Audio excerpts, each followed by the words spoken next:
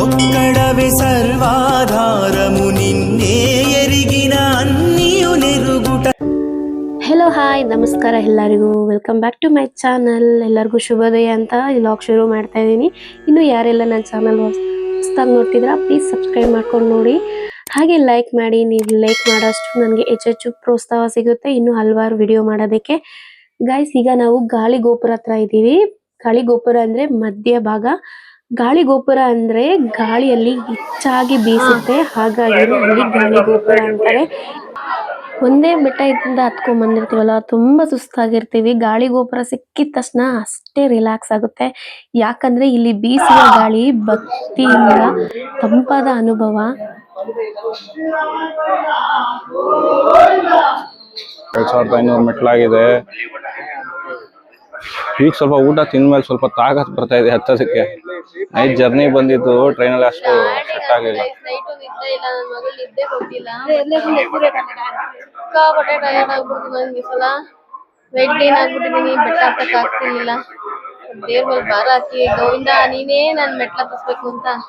ಈ ತರ ಕಲ್ ಜೋಡ್ಸಿದಾರಲ್ಲ, ಯಾಕಂದ್ರೆ ಗೊತ್ತಾ ಗೈಸ್, ಇಲ್ಲಿ ಈ ತರ ಕಲ್ ಜೋಡ್ಸಿದ್ರೆ ಮನೆ ಕಟ್ತಾರಂತೆ, ಹಾಗಾಗಿ ನಂಬಿಕೆಯಿಂದ ಜೋಡಿಸ್ತಾರೆ ಇಲ್ಲಿ ಬರೋ ಭಕ್ತರು. ಹಾಗೆ ನೋಡಿ, ಅಲ್ಲಿ ಒಳಗಡೆ ಜಿಂಕೆ ಕಾಣಿಸ್ತಿದೆ. ಚಿಕ್ಕ ಚಿಕ್ಕ ಮರಿಗಳು ತುಂಬಾನೇ ಒಳಗಡೆ ಇದೆ, ತುಂಬಾ ಚೆನ್ನಾಗಿದೆ ನೋಡಕ್ಕೆ. 7 ಬೆಟ್ಟ ಒಡೆಯ ಅಂತಾರೆ, ಯಾಕಂದ್ರೆ ಇಲ್ಲಿ 7 ಬೆಟ್ಟಕ್ಕೂ ಒಂದೊಂದು ಪ್ರಾಮುಖ್ಯತೆ ಇದೆ. ಫಸ್ಟ್ನೇ ಬೆಟ್ಟ ಬಂದು ಶೇಷಾದ್ರಿ ಅಂತ. ಶೇಷನಾಗ ದೇವತೆ ಇಲ್ಲಿ ವಿಶ್ರಾಂತಿ ಪಡೆಯುತ್ತಿದ್ದಾನೆ. ಇದು ದೇವಾಲಯ ಪ್ರಥಮ ಪವಿತ್ರ ಬೆಟ್ಟ, ಫಸ್ಟ್ನೇ ಬೆಟ್ಟ. ಎರಡನೇ ಬೆಟ್ಟ ಬಂದು ನೀಲಾದ್ರಿ ಅಂತ. ನೀಲಾದೇವಿ ಅಲ್ಲಿ ವಾಸಿಸುತ್ತಾರೆ, ಅವರು ಶ್ರೀ ಮಹಾಲಕ್ಷ್ಮಿ ಅವತಾರ. ಈ ಬೆಟ್ಟವು ಶ್ರದ್ಧೆ ಮತ್ತು ಪ್ರೀತಿಯಿಂದ ತುಂಬಿರುತ್ತೆ. ಈಗ ಮೂರನೇ ಬೆಟ್ಟ ಬಂದು ಗರುಡಾದ್ರಿ ಅಂತ. ವಿಷ್ಣುವಿನ ವಾಹನ ಗರುಡ ಇಲ್ಲಿ ತಪಸ್ಸು ಮಾಡಿದನೆಂದು ನಂಬಿಕೆ. ಭಕ್ತಿ ಮತ್ತು ಸೇವೆಯ ಸಂಕೇತ ಎಂದು ಕರೀತಾರೆ. ಗೈಸ್, ಫೈನಲಿ ನಾವು ಹನುಮಂತ ಚಾರ್ಚ್ ಹತ್ರ ರೀಚ್ ಆದ್ವಿ. ಈ ಬೆಟ್ಟ ಬಂದು 4ನೇ ಬೆಟ್ಟ, ಅಂಜನಾದ್ರಿ ಎಂದು ಕರೀತಾರೆ. ಇಲ್ಲಿ ಆಂಜನೇಯ ಸ್ವಾಮಿ ಇಲ್ಲಿ ಹುಟ್ಟಿದನೆಂದು ಭಕ್ತರು ನಂಬುತ್ತಾರೆ. ಹಾಗೆ ಭಕ್ತಿ ಮತ್ತು ನಿಷ್ಠೆ ಬೆಟ್ಟ ಅಂತ ಕರೀತಾರೆ. ಇದೇ ಅಂಜನಾದ್ರಿ ಬೆಟ್ಟ.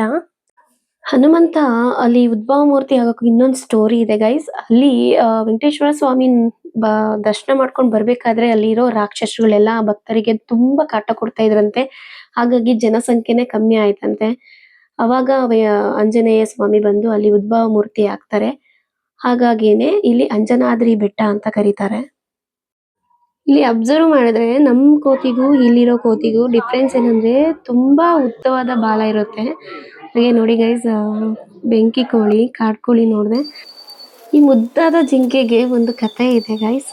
ಏನಂದ್ರೆ ಪದ್ಮಾವತಿ ದೇವಿಯ ಜನ್ಮ ಕತೆ ಜಿಂಕೆ ಅಂತಾನೆ ಹೇಳ್ಬೋದು ಗೈಸ್. ತುಂಬಾನೇ ಇದೆ ಹೇಳಕ್ಕೆ. ತಿರುಮಲ ಬೆಟ್ಟದಲ್ಲಿ ಇರುವ ಜಿಂಕೆಗಳು ಶ್ರೀನಿವಾಸ ಸ್ವಾಮಿಯ ಶಾಂತಿ, ಸಾನುಭೂತಿ ಹಾಗೂ ಸೌಂದರ್ಯ ಸಂಕೇತ ಎಂದು ಭಕ್ತರು ನಂಬುತ್ತಾರೆ. ಅಂಜನಾದ್ರಿ ಬೆಟ್ಟ ಆದ್ಮೇಲೆ ನೆಕ್ಸ್ಟ್ ಸಿಗೋದೆ ನಮಗೆ ನರಸಿಂಹಸ್ವಾಮಿ ಟೆಂಪಲ್. ಈ ಟೆಂಪಲ್ ಅಲ್ಲಿ ಹೋಗಿ ದರ್ಶನ ಮಾಡ್ಕೊಂಡು ಹೋಗೋಣ. ಇಲ್ಲಿ ಶ್ರಾವಣ ಸ್ಟಾರ್ಟ್ ಆಯ್ತಲ್ಲ ಗೈಸ್, ಹಾಗಾಗಿನೇ ಯಾರು ದಾಸಪ್ಪ ಬಂದರೆ ಪ್ರತಿಯೊಂದು ದೇವಸ್ಥಾನಕ್ಕೆ ಹೋಗ್ಬಿಟ್ಟು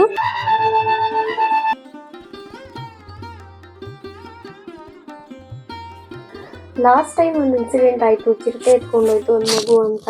ಹಾಗಾಗಿನೇ ಈ ತರ ಕಂಬಿಯಿಂದ ಸ್ಕೈ ವಾಕ್ ಮಾಡಿದ್ದಾರೆ.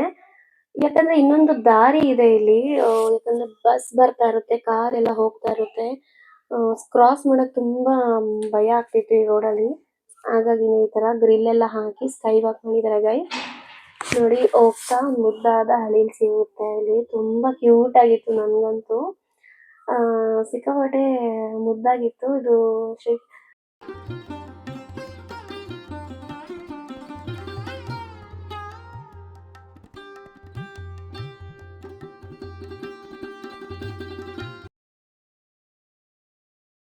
ಐದನೇ ಬೆಟ್ಟ ಬಂದು ವೃಷಭಾದ್ರಿ ಬೆಟ್ಟ.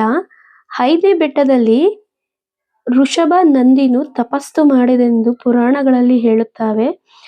ಶುಭ ಭಕ್ತಿಗೆ ಇಂದು ಸಂಕೇತ ಎಂದು ಕರೀತಾರೆ ಗೈಸ್.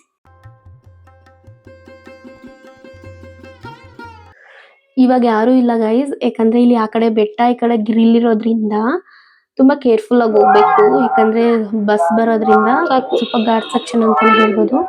ಇಲ್ಲಿ ಹೋಗ್ತಾ ಚಿಕ್ಕ ದೇವಸ್ಥಾನ ಕಾಣಿಸುತ್ತೆ, ಇದೇ ನಮ್ಮ ವೆಂಕಟೇಶ್ವರ ಸ್ವಾಮಿ ಅಕ್ಕ ತಂಗಿಯರ ದೇವಸ್ಥಾನ ಅಂತಾರೆ.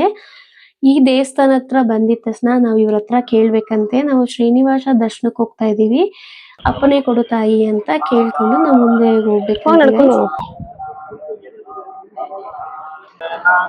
ಗೈಸ್ ಇದು ಫೈನಲ್ ಆಗಿ ಲಾಸ್ಟ್ ಬೆಟ್ಟ 7ನೇ ಗೋಪುರಂ, ಮೋಕಾಳಿ ಮೀಟ ಗೋಪುರಂ ಅಂತಾರೆ ಇದನ್ನ.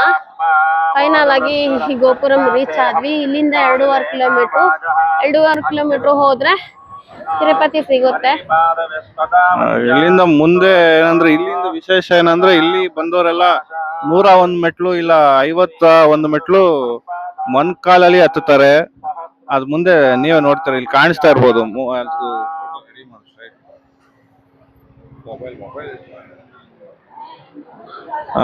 ನೋಡ್ಬೋದು ನೋಡಿ, ಇಲ್ಲಿ ಎಲ್ಲಾರು ಮೊಣಕಾಳು ಏನಿದೆ, ಮೊಣಕಾಳಲ್ಲಿ ಅರ್ಕೆ ಮಾಡ್ಕೊಂಡು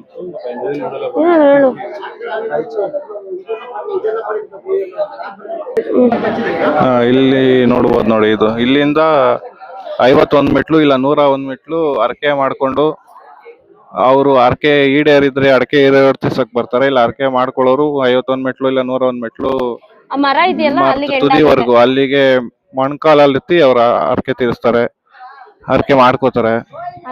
ಇಷ್ಟಾರ್ಥಗಳಿದ್ರೆ ಇಲ್ಲಿಂದ ನೆಕ್ಸ್ಟ್ ಇನ್ನೊಂದು 10-15 ನಿಮಿಷಕ್ಕೆ ನಾವು ಟಾಪ್ ತಿರುಮಲ ರೀಚ್ ಆಗ್ತೀವಿ. ಅಲ್ಲಿಂದ ದರ್ಶನಕ್ಕೆ ಹೋಗ್ಬೇಕು.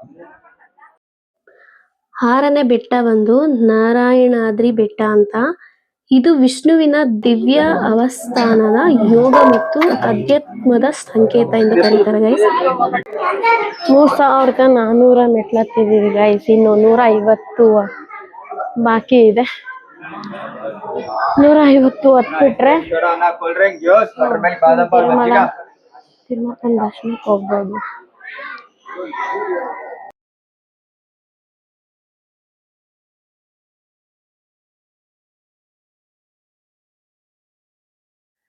ಏಳನೇ ಬೆಟ್ಟ ಬಂದು ವೆಂಕಟಾದ್ರಿ ಬೆಟ್ಟ ಅಂತಾರೆ ಗೈಸ್. ಅದೇ ನಮ್ಮ ಲಾರ್ಡ್ ವೆಂಕಟೇಶ್ವರ ಗೋವಿಂದ ಪ್ರತ್ಯಕ್ಷ ಸ್ಥಳ ಎಂದು ಕರೀತಾರೆ.